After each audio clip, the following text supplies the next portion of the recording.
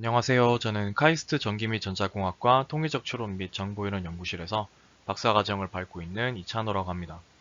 제가 오늘 소개드릴 내용은 대학원생의 입장에서 경진대회를 참여한 경험과 제가 경진대회에서 해결한 문제를 바탕으로 로테이티드 오브젝트 디텍션이라는 태스크의 연구들을 간략하게 소개해드리고자 합니다.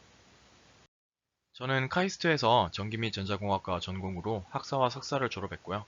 현재 박사과정 중에 있고 석사과정에는 세미스퍼바이스드 이미지 클래시피케이션 분야를 주력을 연구를 했고 현재는 비디오 씬 클래시피케이션이나 3D 포인트 클라우드에 관련한 연구를 진행하고 있습니다. 저는 이번에 니파에서 주관한 인공지능 경진대회에 참여를 했고요. 편의상 앞으로 컴페티션이나 캐글이라고 언급을 드리겠습니다. 이제 제가 이번 컴페티션에 참여하면서 대학원 생활에 도움이 될 만한 경험을 많이 했다고 생각을 하는데요. 아마도 대학원을 졸업하셨거나 대학원에 재학 중인 분이라면 제 경험에 공감되는 부분이 조금씩은 있으시지 않을까 하는 생각이 듭니다. 대학원생의 가장 큰 목표로 간다면 사실은 좋은 연구를 하는 거죠. 좋은 페이퍼를 쓰는 것도 포함이 되겠고요. 딥러닝을 예로 좀 들자면 만약에 저희가 러닝 메소드를 연구를 한다고 가정을 한다면 새로운 알고리즘이나 네트워크 구조에 대한 아이디어를 떠올리고 그런 새로운 것들을 이제 주로 퍼블릭 데이터셋에다가 테스트를 많이 합니다. 이미지 분류 태스크라고 친다면 엠니스트나 시파텐, 이미지넷 같은 데이터들을 예로 들 수가 있습니다. 하지만 대학원생이 재학 내내 연구만 하는 것은 아닌데요. 주로 이제 연구실에서 진행하는 국가연구소나 기업과 협업하는 어떤 과제에 참여하는 경우가 상당히 많고 이런 과제 같은 경우에는 정해진 태스크나 데이터가 존재하는 경우가 많습니다. 이럴 경우에 이미 퍼블리시된 논문이나 오픈소스 등을 활용해서 이제 주어진 데이터나 태스크에 적용을 시키는 게 일반적인 과정이라고 할 수 있습니다. 하지만 대부분의 대학원생 분들이라면 이 과정에서 한 번씩은 난항을 겪으셨을 텐데요. 저 또한 그랬고요. 이제 리얼월드 데이터 같은 경우에는 퍼블릭 데이터와 비교해서 데이터의 양이 부족한 경우가 많고 클래스 불균형이나 레이블 자체의 오류, 그리고 노이즈한 데이터 등 현실적인 문제에도 맞닥뜨리게 됩니다.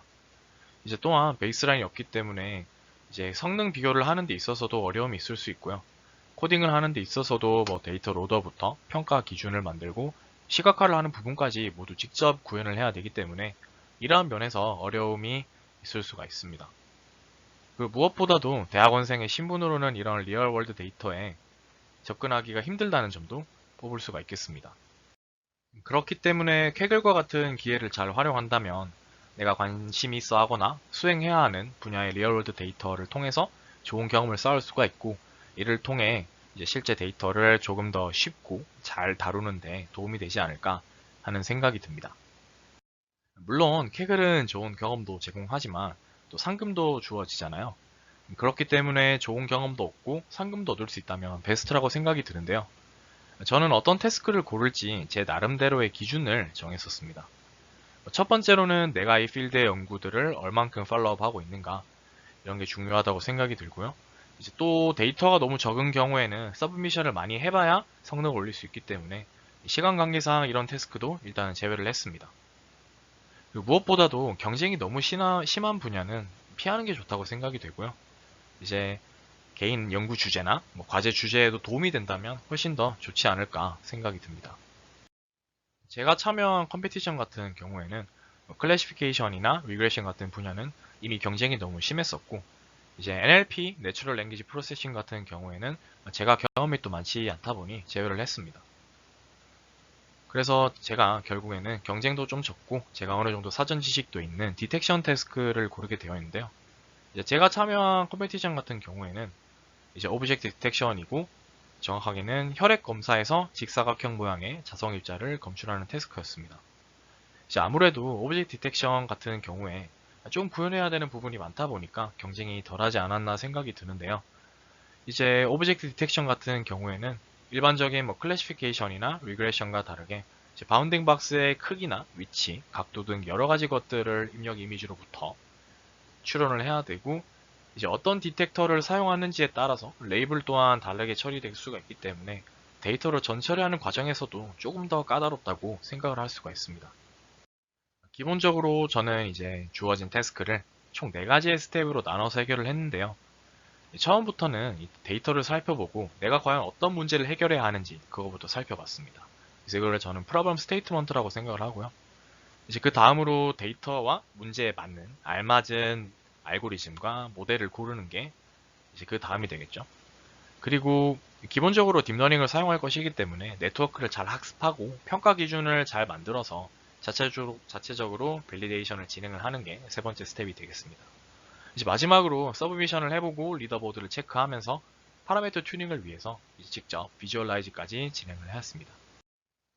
먼저 이 태스크를 좀 넓게 봤을 때 로테이티드 오브젝트 디텍션이라는 건 바로 알 수가 있지만 이제 어떤 네트워크를 골라야 가장 최적의 네트워크를 고를 수 있을지 이런 걸 알아봐야 되기 때문에 이제 먼저 데이터를 좀 살펴봤습니다. 데이터 같은 경우에 이건 실제 데이터는 물론 아니고요. 이제 태스크에서 데이터가 비공개다 보니까 제가 좀 간략하게 표현을 한다는 점 양해를 부탁드리겠습니다. 데이터는 이제 패트리디시 상에 자석 입자를 100개 가량 흩뿌려 놓고 사진을 찍은 형태이고요. 대회 측에서는 이제 너비에 따라서 크게 7개의 클래스를 분류를 했는데요. 이제 클래스마다 크기가 매우 일정하고 또 모든 클래스가 검은색의 직사각형 형태를 띠기 때문에 사실상 원 클래스라고 생각을 하셔도 될 것 같습니다. 이제 오브젝트 간의 오클루전, 겹침 현상이 거의 존재하지 않는 것도 하나의 특성이라고 볼 수 있겠고요. 평가 지표 같은 경우에 일반적으로 사용하는 MAP, Mean Average Precision을 사용을 했고 이제 주최 측에서 모델 용량을 좀 제한했기 때문에 되도록이면 빠르고 가벼운 모델에 초점을 두는 판단을 했습니다. 이제 이 태스크의 핵심이라고 한다면 이제 바운딩 박스가 아니라 로테이티드 바운딩 박스라고 할 수 있는데요. 물체의 특성상 중심점이랑 높이, 너비보다도 이제 각도가 intersection of union, 즉 실제 박스와 예측된 박스가 이제 최대한 겹치게 하는 데 있어서 가장 큰 영향을 미치기 때문에 각도를 얼만큼 잘 예측하느냐가 이제 핵심이 된다고 추측할 수가 있겠습니다. 바로 본론으로 들어가기에 앞서서 이제 로테이티드 오브젝트 디텍션도 일반적인 오브젝트 디텍션에 기반을 두고 있기 때문에 이를 먼저 소개해 드리고자 하는데요. 먼저 오브젝트 디텍션이란 이미지상에서 오브젝트를 찾는 게 주요 목표이고요. 이 오브젝트를 포함하는 가장 타이트한 바운딩 박스를 주요 목표로 찾습니다. 딥러닝의 발전으로 최근 떠오르기 시작한 분야이고요. 일반적으로 바운딩 박스는 물체가 있는지 없는지 확신하는 0과 1 사이의 값인 confidence, 확률 벡터로 표현되는 클래스 추측치, 그리고 박스의 위치와 그 크기를 나타내는 박스 코어디네이트로 표현이 됩니다. 이제 디텍션에 가장 널리 쓰이는 네트워크들인 Fast RCNN, YOLO, SSD 등 총 3가지 네트워크들을 간단하게 소개를 드릴 텐데요. 이제 최근에 더욱 발전된 오브젝트 디텍션 네트워크들이 많은데 이들 또한 이 3가지 네트워크들이 중점을 두고 있는 경우가 많고 로테이티드 오브젝트 디텍션 또한 이 언급한 3가지 네트워크로부터 파생된 경우가 많아서 아마 오브젝트 디텍션의 핵심이 아닌가 하는 생각이 듭니다.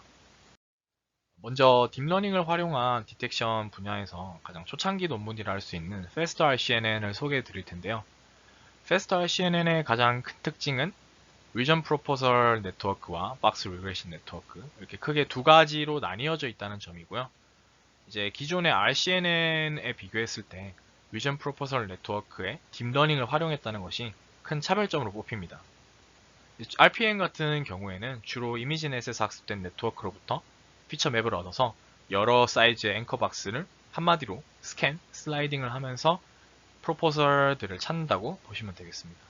이제 이렇게 얻어진 프로포설 박스들의 사이즈가 제각각이기 때문에 이제 이러한 박스들을 같은 리그레션 네트워크에 집어넣기 위해서는 피처맵 사이즈를 동일하게 조정을 해줘야 되고 이 과정을 ROI 풀링, Region of Interest 풀링이라고 얘기를 합니다. 이제 바운딩 박스 리그레션 네트워크 같은 경우에는 단순한 구조를 갖는데요. 각각의 프로포설이 이제 ROI 풀링을 거쳐서 같은 사이즈의 피처맵을 갖게 되면 이를 네트워크에 통과시켜서 물체의 종류나 그리고 존재할 확률, 그리고 물체의 중심 좌표, 높이, 너비 등을 예측을 하게 됩니다. 네트워크를 학습시키기 위해서는 기본적으로 로스 오브젝티브가 필요한데요. 이제 아래에서 보시다시피 중심 좌표는 프로포설 네트워크를 기준으로 캘리브레이션이 된다고 생각을 하시면 되고요. 높이와 너비 같은 경우에는 이제 주어진 박스의 크기에 대해서 비율, 레이시오로 로지스틱 리그레션을 진행을 하게 됩니다. Fast RCNN 뿐만 아니라 대부분의 오브젝트 디텍션 알고리즘은 이와 같은 리그레션에 기반을 하고 있고, 그리고 프로포설 박스를 어떻게 추출하던 간에 이에 대해서는 변하지 않기 때문에 결국 오브젝트 디텍션은 리그레션을 진행한다는 걸 알고 넘어가시면 좋을 것 같습니다. 이렇게 리그레션 과정까지 거치게 되면 네트워크는 모든 프로포설에 대해서 박스를 내뱉게 되는데요. 이 모든 바운딩 박스를 사용하게 되면 하나의 물체에 대해서 여러 개의 박스가 겹치게 됩니다.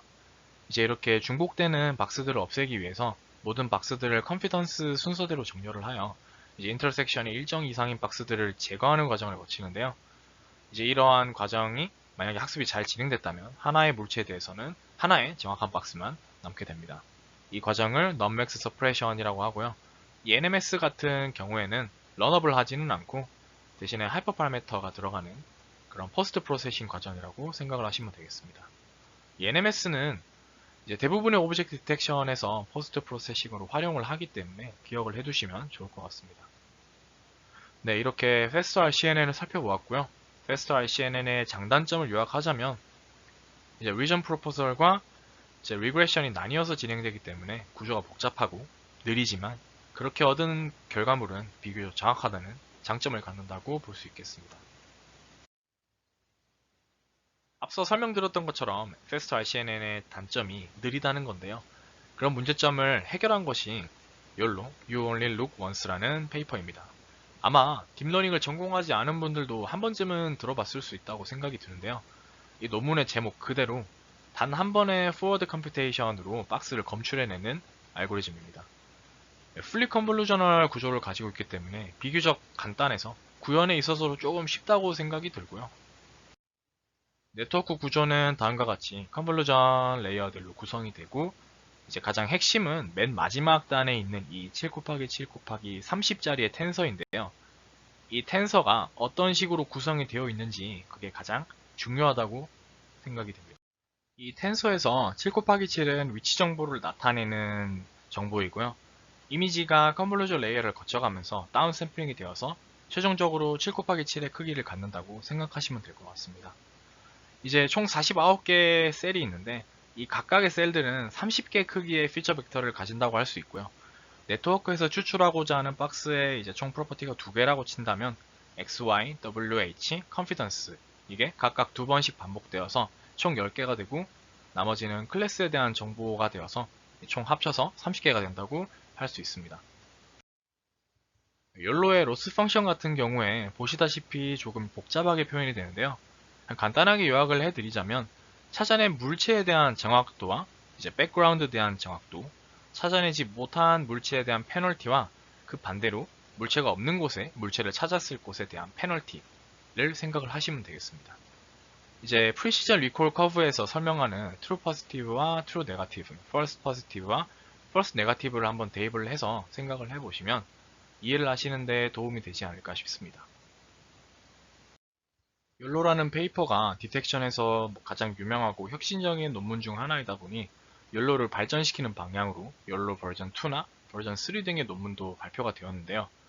기존 욜로의 낮은 성능을 높이기 위해서 멀티 앵커 박스를 도입하고 그 박스의 오프셋을 리그레션하는 솔루션이나 배치 노멀라이제이션, 박스 값에 대한 로직스틱 리그레션 등의 여러 가지 발전을 통해서 현재는 욜로 버전 3가 주로 사용을 되고 있습니다.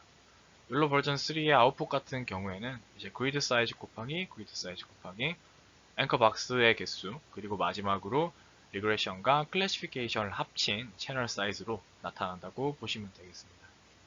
정리를 하자면 욜로의 가장 큰 강점은 빠른 추론 속도와 간단한 네트워크 구조로 인해서 구현하기가 쉽다는 거고요. 단점으로는 작은 물체를 잡아내는데 어려움이 있다는 걸 꼽을 수 있겠습니다.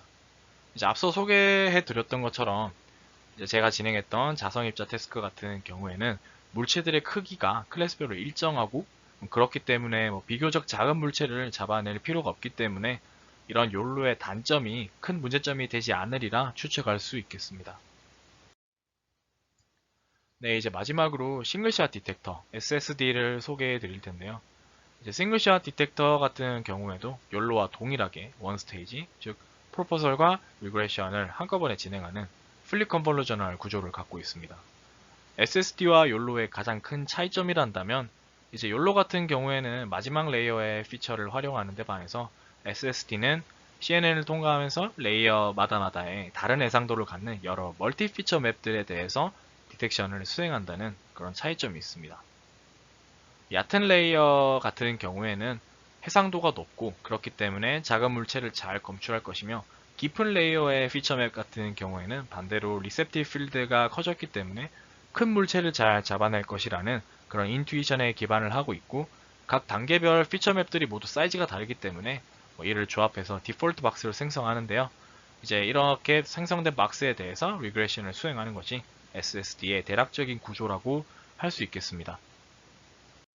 앞서 가장 대표적인 디텍션 논문 세 가지를 소개를 해드렸는데요. 대부분의 디텍터들은 보시다시피 박스 리그레션 과정을 공유하고 있음을 알 수가 있습니다. 그렇다면 어떤 방식으로라든 이 XY, HW 리그레션에 각도 세타를 추가할 수 있다면 회전된 물체에 대한 디텍터가 되리라 추측할 수 있습니다. 이제 Fast RCNN과 YOLO, SSD에서 각각 파생된 Rotated Object Detector는 각각 Rotated RRPN, Complex YOLO, Text Boxes 같은 논문이 있는데요. 이번 발표에서는 RRPN과 Complex YOLO를 중심으로 다뤄보겠습니다. 먼저 RPN을 기초로 한 논문에는 Rotated RPN이 있는데요. Fast RCNN에서 RPN에 각각 0에서 150도까지 30도 간격의 총 6가지의 로테이션을 갖는 회전된 리전 프로포설 네트워크를 추가로 만들어주고, 이렇게 회전된 프로포설과 그라운드 트루스를 비교해서 가장 오버랩이 많이 된, 가장 IOU가 높은 로테이티드 프로포설에 대해서 학습을 한다, 이렇게 요약을 할 수 있겠습니다. 그래서 이 논문 같은 경우에 보시다시피 스케일, 레이시오, 앵글 총 3가지에 대해서 모두 앵커를 만들기 때문에 기존의 Fast RCNN의 RPN에 비해서 어떤 6배 컴퓨테이션을 희생하면서 로테이션에 대한 성능을 얻는 그런 트레이드오프가 존재한다고 볼 수 있습니다. 이제 박스 프레딕션 같은 경우에는 제가 앞서 말씀드렸던 것처럼 XY, HW에 각도 알파를 추가를 해서 학습을 진행하고, 이제 알파 같은 경우에 로테이션 매트릭스의 성분으로 표현이 됩니다. 하지만 최근 로테이션에 관련된 연구 분야에서 이제 앞에 RRPN처럼 단순히 앵글에 대한 리그레션이 학습의 불안정성을 초래한다는 연구들이 나오고 있는데요. 각도 계산이 왜 어려운지 간단한 이그샘플로 소개를 드리고자 합니다. 이제 보시다시피 실선으로 된 그라운드 트루스 박스가 있다고 가정을 한다면 45도의 프레딕션 박스와 345도의 프레딕션 박스는 같은 인터섹션 오브 유니온을 가집니다. 이제 아무래도 같은 인터섹션 오브 유니온을 가지고 딱 봐도 같은 차이를 갖기 때문에 아무래도 같은 로스를 갖는 것이 좋겠죠. 하지만 일반적인 리그레션을 하게 되면 학습을 하고 웨이트가 업데이트가 되면서 45도의 프레딕션 박스 같은 경우는 30도, 15도 이런 식으로 그라운드 트루스에 가까워지지만 340도의 이제 앵글 같은 경우에는 340도 앵글을 직접적으로 줄이려는 그레디언트가 가해지게 되기 때문에 아래에서 보다시피 200도, 100도, 15도 이런 식으로 정반대 방향의 그레디언트가 생성되게 됩니다. 즉 이러한 현상은 학습에 있어서 불안정성을 초래하게 되고 트레이닝 로스가 튀는 현상을 초래하게 되는데요. 이제 이거를 가장 간단하게 유관하는 방법은 오일러 좌표계를 활용하는 겁니다. 각도 세타를 코사인 사인을 이용해서 이미지너리, 리얼 파트로 나누게 되면 이제 앞서 보셨던 15도와 345도의 각도가 각각 0.26, 0.97 그리고 마이너스 0.26, 0.97 이렇게 컨티뉴어스한 값을 가지게 되는데요. 그래서 이것을 그대로 바로 활용한 것이 컴플렉스 욜로이고, 이후에 설명을 드리겠지만 이 컴플렉스 욜로의 박스 프레딕션 같은 경우에는 X, Y, HW 그 다음에 리얼 파트와 이미지너리 파트 이렇게 총 6가지를 리그레션 하게 됩니다. 앞서 말씀드렸던 것처럼 각도를 오일러 좌표계로 표현을 하고 결국 오일러 리전 프로포설을 얻기 위한 논문이 컴플렉스 욜로인데요. 사실 이 논문은 라이더 맵에서 3D 오브젝트 디텍션을 수행하는 것이 주의 목적인데요. 이제 2D 디텍션에 기반을 해서 진행을 하기 때문에 제가 해결하고자 하는 태스크랑 밀접히 관련이 있다고 생각이 됩니다. 기존의 욜로 V3의 아키텍처나 프레딕션 맵을 거의 그대로 가져왔고요. 이제 오일러 리그레션만 추가되었다고 생각을 할 수 있는데 로스도 거의 동일하고 로스상에서 MSE 베이스드의 오일러 로스만 추가되었습니다. 이제 이 피규어는 컴플렉스 욜로 페이퍼에 올라와 있는 퀄리티티브 리설트인데요. 이제 벌드 아이 뷰를 인풋으로 받아서 로테이티드 박스를 프레딕션으로 출력하는 것을 보실 수 있습니다. 이는 컴페티션에서 요구하는 프레딕션과 일치하고 앞서 살펴보았던 데이터의 특성이나 욜로의 단점, 그리고 컴페티션의 모델 조건, 또 이제 구현하기 쉽다는 점 등을 고려해서 저는 최종적으로 컴플렉스 욜로의 버전 3를 활용을 했습니다. 이제 이미지 클래시피케이션 같은 경우에 애큐러시 같은 비교적 직관적인 평가 기준과 달리 민 에버리지 프리시전은 수치만 보아서는 디텍션의 성능을 직관적으로 이해하기가 어렵습니다. 그렇기 때문에 디텍션이나 세그멘테이션 분야의 컴페티션에서는 위의 그림과 같은 비주얼라이제이션이 파라미터 튜닝에 있어서 큰 도움이 된다고 생각하고 오픈CB와 같은 라이브러리를 활용해서 한번 구현해 보시는 것도 좋다고 생각합니다. 욜로의 가장 중요한 하이퍼 파라미터 중 하나는 앵커 박스의 개수와 그 특성인데요. 컴플렉스 욜로에서도 RRPN과 비슷하게 멀티 스케일이고 멀티 앵글인 앵커 박스를 정의합니다. 이제 또한 욜로와 동일하게 그라운드 트루스 박스와 가장 많이 겹치는 앵커에 대해서 오프셋을 추론하는데요. 이제 유일한 차이점이라고 한다면 이 앵커 박스가 회전되어 있다는 점을 꼽을 수 있겠습니다. 이제 제가 수행하려는 태스크가 원 클래스 오브젝트 디텍션이라는 그런 점을 고려해서 컴플렉스 욜로의 기존 멀티 스케일, 멀티 앵글 앵커 박스에서 멀티 스케일 부분을 제거하고 싱글 스케일로 픽스를 했습니다. 여기서 스케일인 위스와 헤이트 같은 경우에는 모든 물체의 위스와 헤이트의 평균 값으로 정의를 했고요. 그리고 15도에서 165도까지 30도 간격으로 6개의 각도를 갖는 싱글 스케일 멀티 앵글 앵커를 사용을 해서 각도에 있어서 조금 더 정확한 추론 값을 낼 수 있도록 설계를 하였습니다. 이제 어떤 네트워크를 활용을 할지 정했기 때문에 데이터 어그멘테이션을 짚고 넘어가려고 하는데요. 일반적으로 이미지 분류에서 사용하는 데이터 어그멘테이션을 먼저 소개를 드리고자 합니다. 대표적으로 호리zon털 플립과 버티컬 플립, 랜덤 리사이즈 크롭이나 컬러 지터링, 랜덤 로테이션 등을 떠올릴 수가 있는데요. 이제 저희는 디텍션 태스크이기도 하고 앞서 말씀드렸던 것처럼 오브젝트의 크기가 일정하고 색상이 항상 고정되어 있기 때문에 랜덤 크롭과 리사이즈 그리고 지터링 같은 경우는 어그멘테이션에서 제외를 했습니다. 그리고 호리존털 플립과 랜덤 로테이션만으로도 벌티컬 플립을 충분히 나타낼 수 있기 때문에 벌티컬 플립도 무의미해서 제외를 했습니다. 무엇보다도 로테이티드 오브젝트 디텍션이기 때문에 앵글에 대한 어그멘테이션, 즉 랜덤 로테이션이 핵심이라고 할 수 있는데요. 랜덤 로테이션에 대해서 조금 더 자세하게 다뤄보자면 일반적인 이미지 디텍션을 생각해 보았을 때 일반적인 이미지를 회전시키게 되면 리사이징을 하지 않는 이상 이제 보시다시피 이미지의 끝점들이 날아가게 되는데요. 이제 그러면서 오브젝트들이 소실될 수 있다는 그런 리스크가 있습니다. 하지만 이제 태스크에서 주어진 데이터 같은 경우에는 페트리디시 상에서 자성 입자를 디텍트하는 것이기 때문에 내접하는 원 내에 오브젝트가 존재한다는 어떤 제한 조건이 있고 그렇기 때문에 어떠한 각도로 로테이션을 하더라도 오브젝트에 대한 손실이 전혀 발생하지 않습니다.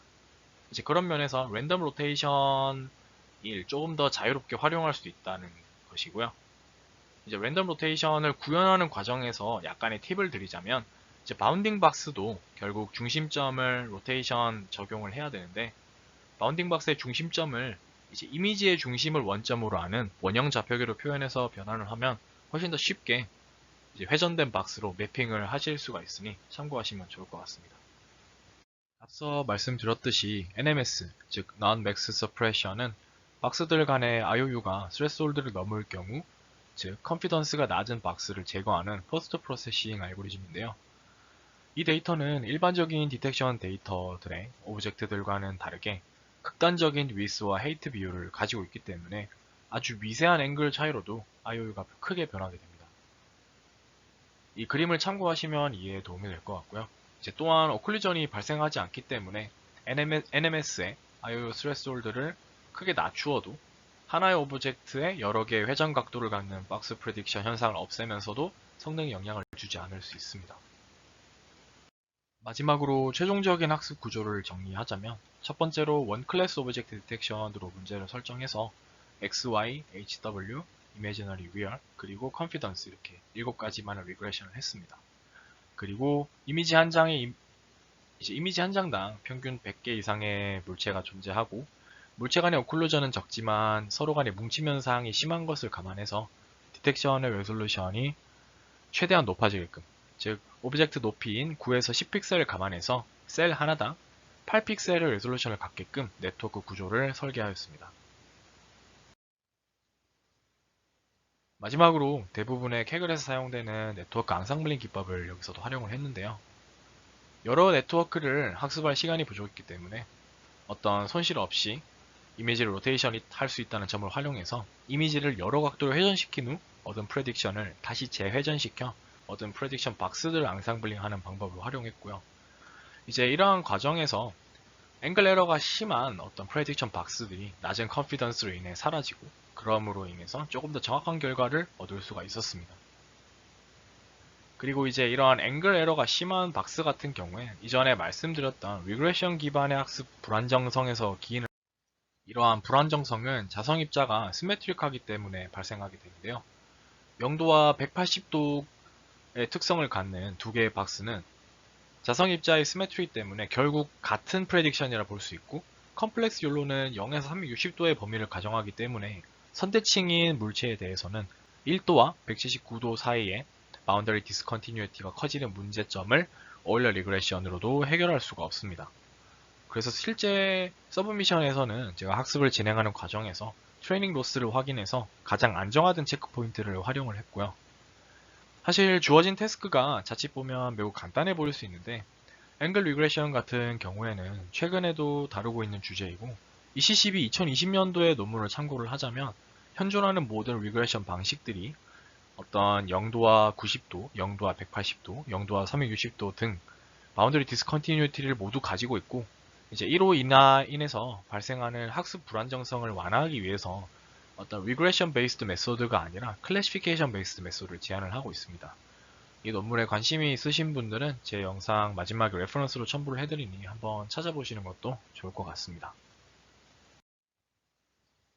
마지막으로 마치면서 사실 컴피티션 같은 경우에 좀 시간 제한이 촉박한 경우가 많아서 앞서 말씀드렸던 그런 디스컨티뉴이티에 대한 문제점을 해결하지 못하고 제출한 거에 대한 아쉬움도 좀 남아 있는데요.